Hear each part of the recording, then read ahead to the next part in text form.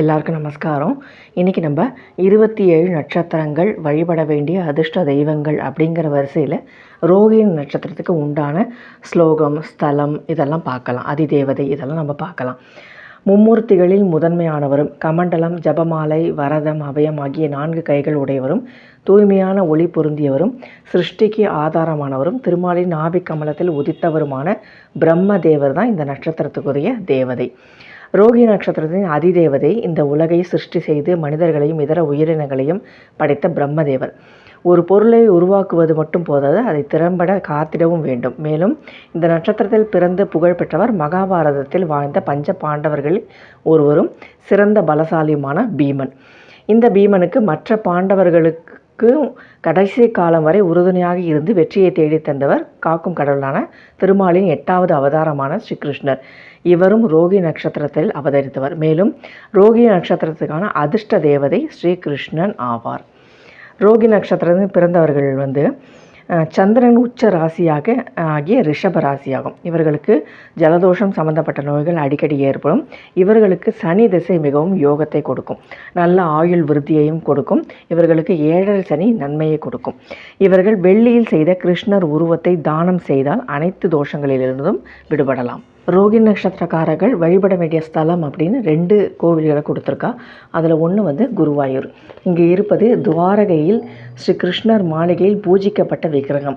ஸ்ரீ கிருஷ்ணாவதாரம் முடிந்தவுடன் துவாரகை கடல் கொண்டு அழிந்த போது அவர் மாளிகையில் பூஜிக்கப்பட்டு வந்த விக்கிரத்தை தேவகுரு பிரகஸ்பதியின் யோசனையின் பேரில் வாயு பகவான் கடல் வழியே கேரள கடல் எல்லைக்கழியில் உள்ள குருவாயூர் என்னும் ஊருக்கு கொண்டு வந்து சேர்த்தார். குருவும் வாயுவும் சேர்ந்து இங்கு கிருஷ்ணரின் விக்கிரகத்தை பிரதிஷ்டை செய்ததால் இவ்வூர் குருவாயூர் என்று பெயர் பெற்றது. இங்கு பட்டத்திரி என்னும் கிருஷ்ண பக்தருக்கு பிரத்யட்சமாக நாராயணம் அருளச் செய்த ஸ்ரீ குருவாயூரப்பன் வரப்பிரசாதி. நாராயணியம் குருவாயூரப்பன் சன்னதியில் சொல்லி பட்டத்திரிக்கு ஏற்பட்ட வியாதி விலகியதாக வரலாறு.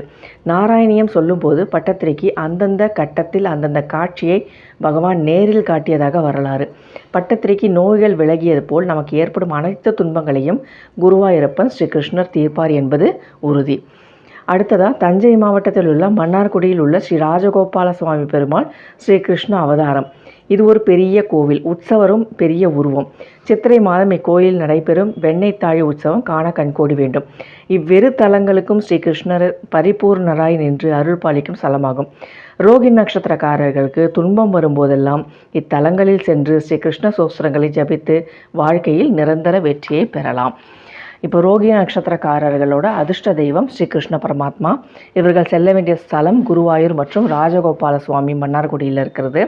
இவர்கள் சொல்ல வேண்டிய ஸ்லோகம் கிருஷ்ண அஷ்டகம் மற்றும் கிருஷ்ண அஷ்டோத்திரம், மதுராஷ்டகம். இந்த 3 ஸ்லோகத்தையும் தினந்தோறும் படிச்சுன்னு வந்தால் வாழ்க்கையில் எந்த விதமான பிரச்சனைகளும் இருக்காது, நல்லபடியாக வாழ்க்கைங்கிறது அமையும். கிருஷ்ணர் விக்கிரகத்துக்கோ அல்லது படத்திற்கோ கிருஷ்ண அஷ்டோத்திரம் சொல்லி அர்ச்சனை மாதிரி பண்ணின்னு வரலாம். அல்லது கிருஷ்ண அஷ்டகமோ மதுராஷ்டகமோ காலை மாலை படிச்சுட்டு வந்தால் நினைச்ச காரியம் இந்த ரோகிணி நட்சத்திரத்தில் பிறந்தவாளுக்கு நடக்கும். கண்டிப்பாக இந்த முறையை பின்பற்றி பாருங்க, நல்ல மாற்றங்கள் தெரியும். இன்றைக்கி இந்த தகவல் உங்களுக்கெல்லாம் பயனுள்ளதாக இருக்கும்னு நினைக்கிறேன். இதே மாதிரி அடுத்த நட்சத்திரத்தை இன்னொரு பதிவில் நம்ம பார்க்கலாம். லோகா சமஸ்தா சுகினோ பவந்து. ததாஸ்து.